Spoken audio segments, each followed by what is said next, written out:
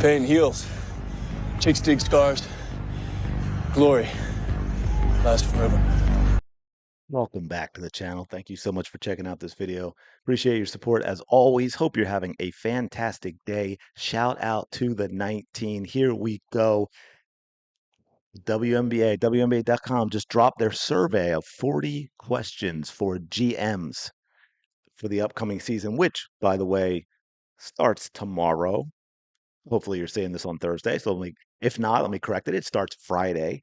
And there were some very, very interesting results in this that we have to talk about. Of course, we have to talk about some of the Caitlin Clark results because they are, oh, anyway, let's go. First, for the WNBA MVP, Nafisa Collier was overwhelmingly number one at 67%. Asia, of course, number two at 25%. And Caitlin Clark, currently the MVP favorite, finished fourth last year in her rookie season, now playing with a much better team and coach, only received 8% of the votes. And yet, by the way, and you're not seeing it on the screen, but I'm jumping ahead. And yet, if you could have any player in the WNBA to start a franchise around today, who would it be? It was overwhelmingly Caitlin Clark, as we'll see below. But here's the other thing. Which player is the best passer? Aces point guard Chelsea Gray got 75% of votes, while Clark got 25%. Of course, it shouldn't be just Fever fans. It should be any objective basketball fan should be disagreeing with this. It's truly not this big of a discrepancy. I'm sorry. So, just so we're clear, Chelsea Gray, long, long career, right? 10 seasons. She didn't play because of injury her first. So, I mean, she's been around. It would be 11 seasons, all-star games, all in that. In 2023, she set a career high for 7.3 assists per game. Let me know in the comments below what Caitlin Clark averaged for her rookie year. 6.1 the season before. Those are the only two seasons in which the point guard averaged at least 6 assists per game. Caitlin Clark, her rookie year, he set the single season record with 19 assists. She set the single game record. Sorry, she set the single season record with, I believe, 337, if I can recall off the top of my head. And we all know she did that with not the best team, with a terrible coach playing the wrong players who couldn't catch a pass or make a layup. But she did all that. Kelsey Gray has been playing quite a number of seasons with basically an Olympic team. And yet they're going to tell me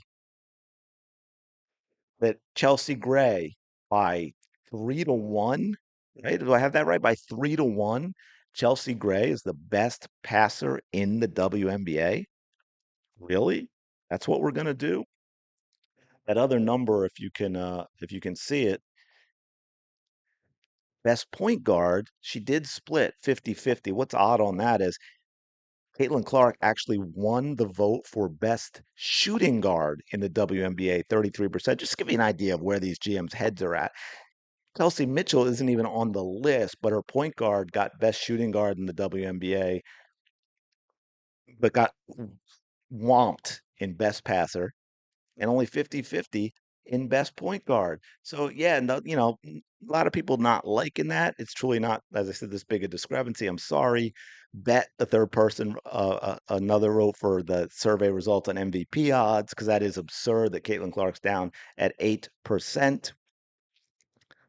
It's absolutely, absolutely wild. So as you can see, I think I think we still have a little bit of a bias when it comes to Caitlin Clark, and I don't know if it's that they're afraid, but this is anonymous, so it's wild. These GMs are mostly morons, few exceptions, plus very biased.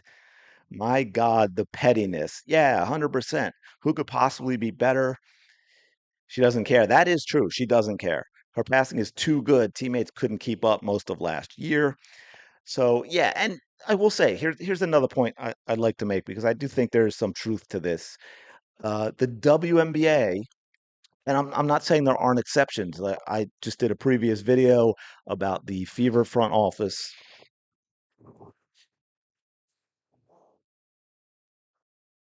has had an exceptional offseason. Uh, but look, they're scraping the bottom of the barrel, right? You can get far better, far better other places. Um, a lot of GMs are probably really good athletic directors at colleges, and a lot of coaches, again, also much better situations for them in college as well. But anyway, I mean, this is just I had to talk about this because this gives you an idea of a lot of the problems that the NBA has here. Best passers in the league, checks notes. Forget CeCe for a sec. The Sloot disrespect is wild, and that is true, right? That is a great point. That's why I also wanted to see this. I mean, Courtney Vandersloot is a phenomenal, phenomenal point guard, and if she's got another season left in her at a high productivity level, Chicago Sky, I know a lot of Fever fans aren't going to want to hear this, but with a new coach, what I've seen in preseason a little bit with some changes and his focus on Camila Cardoso, if Haley Van Lith can adjust and have a decent rookie season, if Courtney Vandersloot has it in her for another productive year because she's getting up there, her role was reduced in New York. That's why she wanted to go elsewhere. But you could say, hey, watch out for Chicago for sure. So So anyway, what I was starting to get into is about what the Fever have done and how much they've upgraded everything, including their front office. And you can see again from this that the WNBA simply lags behind. They've got all these GMs that are clearly stuck in this old guard mentality, not yet realizing that the league is changing for the better. We're getting, quicker, more athletic, more exciting players into the league to watch. And they are still stuck in these old guard players who were great at this. Oh, this game is physical stuff, are still the cream of the crop. But Chelsea Gray, I'm sorry, nothing against Chelsea Gray. She was never the cream of the crop. As someone said below this, I think Chelsea Gray has a career 12.35. How is the bar this low? And I think that's right. I think they're going with rebounds and then assists. Yeah, right. 12 points, 5 assists, even 5 assists flat, 3.1 rebounds. Yeah, I don't know. I don't know how that's your point guard. I don't know how that is your best point guard. I don't know how that is the player you want to be taking the shots at the end of the game.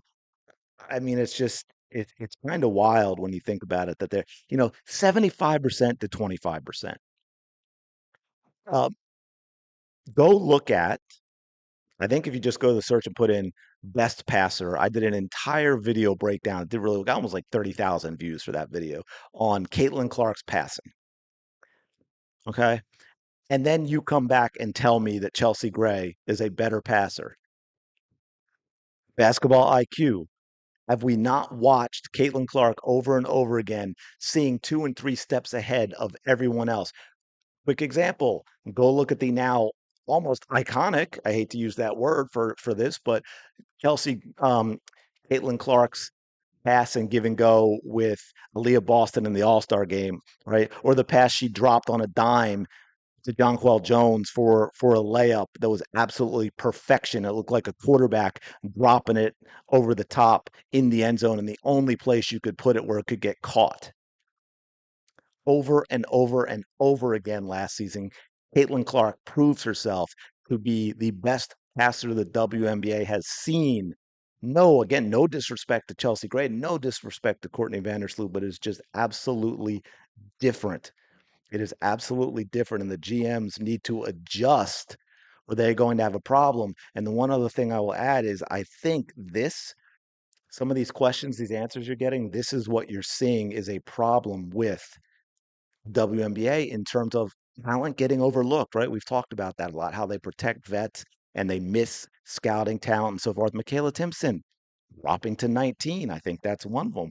Anyway, I'm going to leave it there for now. Let me know your thoughts in the comments below. As always, smash the like button, subscribe to the channel. I really do appreciate your support, and I will talk to you later.